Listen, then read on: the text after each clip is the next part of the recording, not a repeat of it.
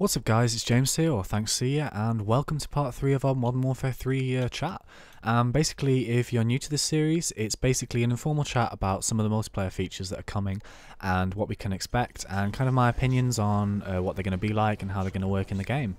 But just quickly before I talk about where we left off, which I'm actually going to be discussing weapons in this video, but yeah, I just want to say that we've reached 100 subscribers, which is absolutely amazing. Thank you so much for everyone who subbed.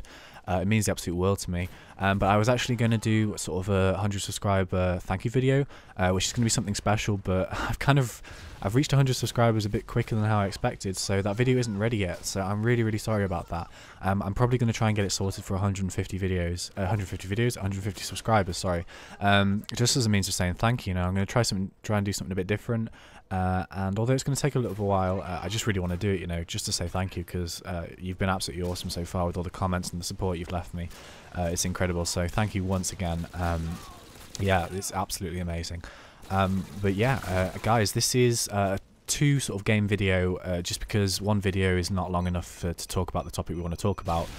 This is the first one here. We've got just a quick TDM on Scrapyard. We're using the Silence P90 with the Kimbo Rafficas. And yeah, it's 22 and 2, I think, so it's not too bad. And the second one is, I think it's, I don't know if it was a ground war, I can't really remember, but we host migrate sort of in the middle of it, which is a shame, but I go on a nice little kill streak, so yeah, I just thought I'd include it to make the video a bit longer. So yeah guys, let's start where we left off, as it were, and we're talking about weapons, as I said. And we're going to jump right in with assault rifles. And basically how this is going to work is I'm going to sort of discuss some of the weapons that I'm familiar with and some of the weapons that are making a return. And I'm sorry I don't know every single one of these weapons because some of them are new to the actual game, I think. But anyway, let's jump straight in. We have the M4A1, which is making a return. We have the Scar L, which might be some kind of version of the Scar H, which is obviously in Modern Warfare 2. It's a really good assault rifle. We have the Type 95. We also have a reappearance of the ACR, which is a good weapon in terms of keeping the recoil to a minimum. I know a lot of people like using that in Modern Warfare 2. We also have the AK-47, which is back, obviously pretty much a staple in every kind of Call of Duty game. We also have the FAD, which by the picture, if you guys want to check it out after this video, it's a really weird looking gun. It reminds me a little bit of the F2000, I don't really know why. But yeah, that'll be interesting to use. We also have, which is really exciting for me, we have the FAMAS, which is back, and I'm really hoping that this is going to be the version of the FAMAS that we saw in Modern Warfare 2, which is probably my favourite assault rifle. But I also know that we unlock it at level 4, I believe, which is really early on in the Prestige, so it's going to be a really good gun to level up with. I'm just hoping it's kind of similar to the 3-burst weapon that we have in this game, and I'm hoping it's not going to be fully automatic like in Black Ops, because I know a lot of people got pretty annoyed with the FAMAS in terms of it being just a really sort of easy gun to get kills with. But yeah, either way, we'll have to wait and see. So yeah, jumping into the submachine gun category, we have a reappearance of the UMP-45. He says ironically, because I know a lot of people got very annoyed with this gun in Modern Warfare 2 just because it had kind of assault rifle range but submachine gun power. So I've been told that they have nerfed it a bit, which is probably good news for the community in terms of just balancing out the guns a bit. I think that's really important because there are a lot of guns here, guys. There is a lot of guns. So yeah, anyway, let's carry on. The P90 is back, which is great. This is the gun I'm using in this video. I really enjoy the P90.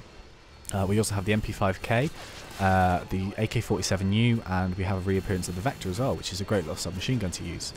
We have the LMGs now, which is probably the most underused kind of weapon class in in Call of Duty. But we have a few which I know of. We have the L86 LSW. We have the RPD, which is obviously probably the favourite gun in Modern Warfare 2 in terms of LMGs, I think. I know a lot of people used it. It's a pretty good gun. We have also something called the M60E4, and I don't know if this is sort of a version of the M60 which we see in Black Ops, but if it is, it'll be a really big heavy machine gun with a huge magazine on it. And guys, now we're talking about the well, it's the big turning point for a lot of Call of Duty players, and we're talking about the sniper rifles here, and probably this is good news for some. We have the Barrett 50 cal, which is coming back. Obviously, a lot of people are familiar with the Barrett. It's a really powerful gun. We also have two bolt-action sniper rifles, so we get to choose between them now. We have the L11A8, which is the first, and we have the MSR, which is the second bolt rifle. Which is probably good news for a lot of people who like to snipe. I enjoy sniping as well. I'm not the best at it, but I kind of enjoy it as a bit of a change. It's always fun to run around with a sniper.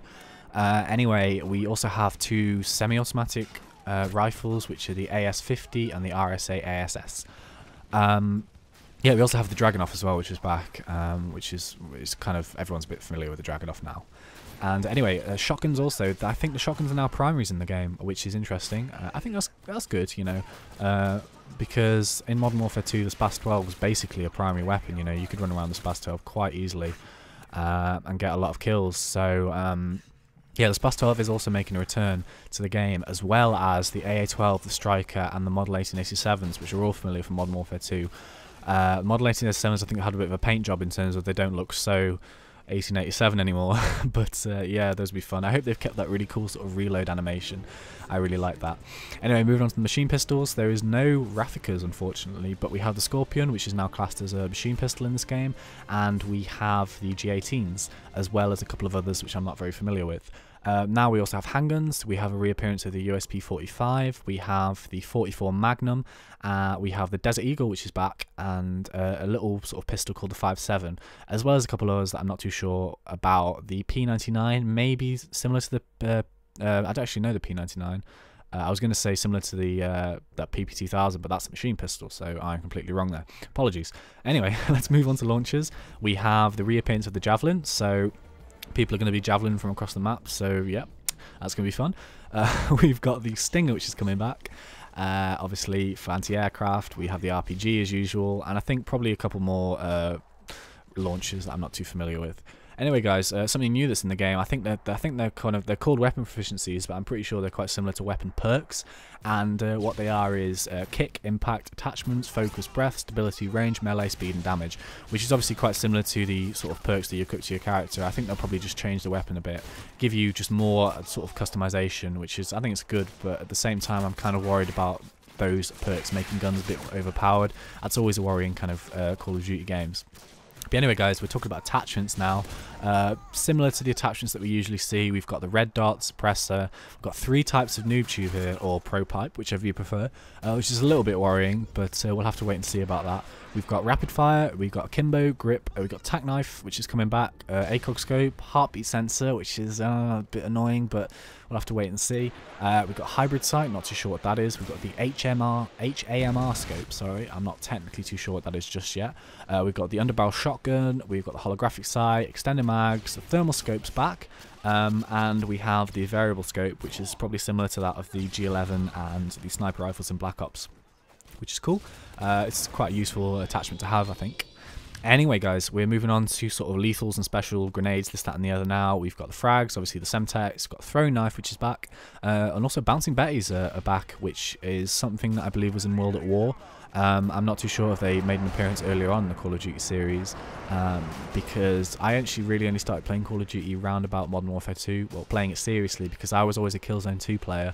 That's what I kind of played predominantly during those years. So I'm not too familiar with the earlier CODs. Like, I had COD 4 and I did play it a bit, but I always kind of favoured Killzone 2 those days. But yeah, anyway, guys, let's move straight on. We also have the Claymores and the C4s. Special grenades, we have the flash grenades, the concussion grenades, we have a scrambler grenade, we have an EMP grenade, obviously electromagnetic, let me try that again, electromagnetic pulse, which I'm not too sure what that is. That might explode sentry turrets and stuff like that. I'm not too sure. We have the sentry guns, what am I talking about? We have the smoke grenades, the tac insertion, which is worrying, and the portable radar. And the reason why I say tac insertion is worrying, because if we look at weapon camouflages, we have basically all the same camouflages that were on Modern Warfare 2 guns, with the addition of gold camo. And I'm worried about boosting in terms of people probably want those gold camos, so tac insertion, gold camo, a little bit worrying, but we'll have to wait and see. And also we have the miscellaneous weapons. We have obviously the obligatory knife, which we get, and we have the riot shield coming back, which is always fun. We have the 9-bang, which is fairly similar to the concussion grenades. We have something called thermite, which I believe is similar to the C4. I'm not technically too sure about that. We'll have to wait and see. And we have something called the M134 minigun, which, if I have a quick look at that, let me have a quick look. It's a mounted machine gun that appears. Oh, obviously, sorry. It's the mounted machine guns that you find on the map, which obviously we have in. We had in Modern Warfare 2, and we had it in Call of Duty 4, I believe. Don't hold me on that, but I'm pretty sure we did. So anyway, guys, that's it for weapons. Next episode we'll probably be talking about perks, point streaks, and death streaks, which will probably be the last episode of the series, which is absolutely great. I'd like to thank all of you for sort of watching these series. It means a lot to me. Yeah, guys, I'm really excited for Modern Warfare 3, but before that comes out, we've got Battlefield 3 coming out, which is absolutely fantastic. So expect gameplay commentaries from Battlefield 3. I don't know how I'm technically going to do it just yet in terms of, obviously Battlefield 3 games are slightly longer. I know there's a team deathmatch function, but I'm not technically too sure how long those are going to take, so I don't know if I'll do maybe 2-part episodes of continuous gameplays, or if I'll do what I did in my first commentary, which is kind of cut up maybe one gameplay, cut out the boring kind of sections of it, and keep the sort of, you know, the good little sections for you guys to watch. So that's all in the future, guys. But expect it really soon, you know. I'm trying to post sort of maybe once every 1 or 2 days now, because I'm really enjoying making these videos, to be honest with you. I'm really enjoying every second of it. And yeah, thank you so much for the support. And yeah, that's the end of the gameplay. We host migrate there, which is unfortunately I kind of cut that a bit out because it's a bit tedious. But yeah, anyway, guys, as always, thank you so much. It's been an absolute pleasure. The next episode of Minecraft will be coming out really soon, so stay tuned for that. As always, guys, thanks and see ya.